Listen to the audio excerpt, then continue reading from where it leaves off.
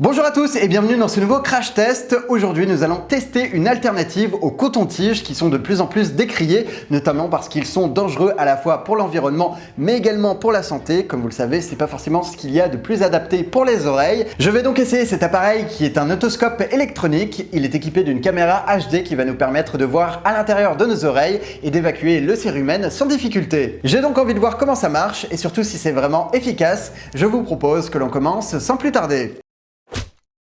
Donc la marque s'appelle Beebird, ils ont plusieurs modèles plus ou moins similaires, celui-ci c'est le M9 Pro, je l'ai découvert sur Indiegogo par l'intermédiaire d'une campagne de financement participatif. Je ne sais pas ce que vous en pensez mais le packaging me fait penser à une boîte d'iPhone, les logos et les visuels sont exactement aux mêmes emplacements. On va ouvrir ça. Alors qu'est-ce que nous avons à l'intérieur? Donc déjà ici je suppose que c'est le manuel d'utilisation, oui, c'est effectivement le cas. On a divers outils qui vont nous permettre de le nettoyer et c'est aussi tout l'intérêt par rapport aux cotons-tiges qui sont à usage unique. Et je suppose que dans ce sachet, nous avons des embouts de rechange. Le produit, quant à lui, est juste ici, donc je l'ai pris en vert, mais il me semble qu'il existe également en noir et en rouge. Et c'est tout, il n'y a rien d'autre à l'intérieur. Donc ça se présente sous la forme d'une sorte de crayon qui repose sur un socle aimanté qui permet également de le charger. Et ce dernier se connecte grâce à une prise USB. Du coup, je vais brancher ça, je vais lire les instructions et je vous retrouve d'ici quelques instants. Comme vous pouvez le constater, c'est en train de charger. Maintenant, il va falloir que j'installe l'application correspondante. Donc, j'ai juste à flasher le QR code. C'est en train de télécharger. Voilà, c'est bon. Ouvrir. Alors, il faut choisir le modèle. Donc, le M9 Pro, il me semble que c'est le dernier en date. Alors, a priori, d'après ce que dit l'application, lorsqu'on retire le capuchon, l'appareil s'allume, effectivement. Et pour l'éteindre, il suffit de le remettre. Bah écoutez, c'est plutôt bien pensé. Donc la base de chargement est magnétique, comme on l'a vu tout à l'heure, donc effectivement ça marche plutôt bien. Et apparemment, cette dernière peut être ouverte pour stocker les différents embouts. Donc j'enlève l'otoscope et il suffit de tourner. Ok, ah oui, tout est là. Ah mais c'est génial ça. Ça a l'air d'être un produit bien pensé. Et comme vous le voyez, il y a différentes formes qui vont aller plus ou moins profondément dans le canal auditif et qui vont s'adapter aux oreilles de chacun. Donc rien que pour cet élément-là, on peut dire que c'est plus adapté qu'un coton-tige. Pour changer d'embout, il suffit apparemment de plier et de tirer. Ok. Pas très compliqué. Donc je referme en attendant. Ok, maintenant qu'on a vu tout ça, on va pouvoir commencer à utiliser l'appareil. Donc là, il va falloir que je me connecte à l'appareil. Donc pour ça, il faut que je l'allume. Voilà. Que j'aille dans les paramètres Wi-Fi. Il devrait le reconnaître assez rapidement. Est-ce que ça se connecte? Oui, parfait. Et voilà, en 5 secondes, c'est réglé. L'application nous montre le pourcentage de batterie restante. Maintenant que tout est prêt, on va pouvoir le tester. Mais d'abord, je vais nettoyer l'embout que j'ai touché avec mes doigts. Me revoilà. Honnêtement, c'est pas trop compliqué. Et maintenant, je vais retourner sur l'application. Ok, donc on se retrouve directement avec la caméra. On va voir si ça fonctionne. Ah oui, je vous avais prévenu, cette vidéo allait être un peu particulière. Ok, donc là, je suis collé contre ma peau et on voit mes pores. Donc ça fonctionne plutôt bien. Ça a l'air d'être de bonne qualité. On voit d'ailleurs que j'ai des petites saletés.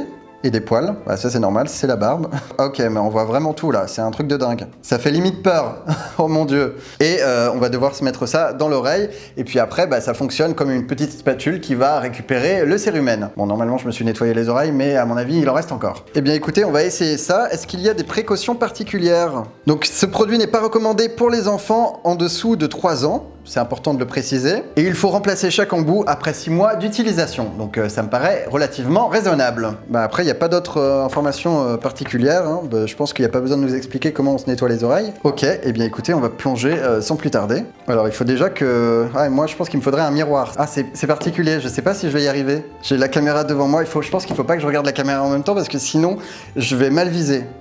Bon, c'est censé être safe. Ok, donc là je suis à l'intérieur de mon oreille. Ok, et donc là on est censé pouvoir racler avec la petite spatule et retirer tout l'excédent de cérumen. Et bon là, a priori, c'est complètement propre. Est-ce que je peux voir mon tympan? Là, ouais, on peut aller quand même assez profondément selon l'angle qu'on prend. C'est vraiment particulier, mais en tout cas c'est pas désagréable. L'appareil chauffe un tout petit peu, donc il n'y a pas d'effet froid pour autant. Ah ok, voilà mon tympan.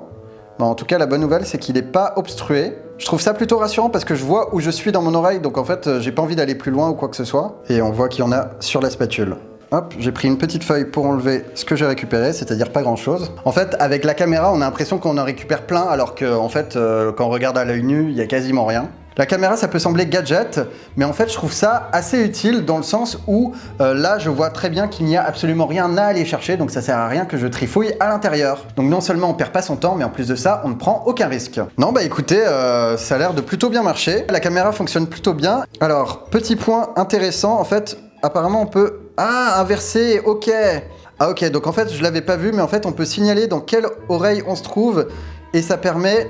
d'inverser la caméra, comme ça c'est plus simple de se repérer et d'être guidé, même si moi ça ne m'avait pas spécialement perturbé. Si on a un quelconque problème, on peut également prendre des photos ou des vidéos, par exemple pour l'envoyer à son médecin. Et on a deux modes d'objectif, un large et apparemment un plus près. Et ça arrête pas de trembler parce que évidemment je suis en train de parler en même temps.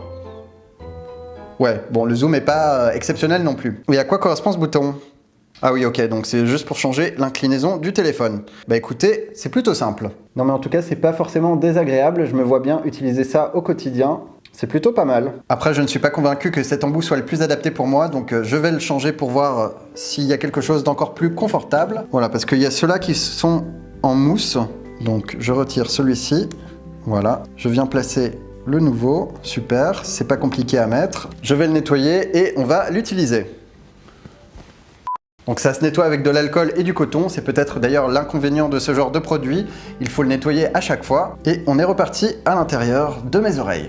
Ouais, c'est quand même beaucoup plus compliqué de voir ce qui se passe avec cet embout-là, pour être honnête avec vous. Et honnêtement, je trouve pas ça forcément plus agréable. Je dirais même que ça me chatouille.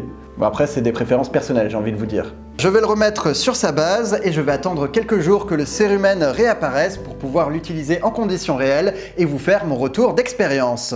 Après une semaine d'utilisation, je peux vous dire que le produit a fait ses preuves chez moi. Au départ, ce n'était pas toujours facile de se repérer en utilisant la caméra sur l'application parce que je n'étais pas habitué, mais les réflexes sont vite revenus. Le produit est efficace pour évacuer le cérumen excédentaire sans en faire trop et sans prendre de risques, ce qui est pour moi son avantage principal. En revanche, c'est vrai que c'est plus chronophage et compliqué qu'un coton-tige, car il faut le nettoyer entre chaque utilisation, mais à titre personnel, je préfère ça que de me retrouver avec un tympan abîmé parce que je suis allé trop loin ou des bouchons dans l'oreille comme ça m'est déjà arrivé. C'est donc un crash test validé pour ma part. En outre, je tiens à préciser qu'il existe d'autres alternatives comme des cotons-tiges réutilisables, mais qu'il faut bien évidemment utiliser avec précaution et ne pas trop enfoncer. Je vous mets les liens dans la description si ça vous intéresse.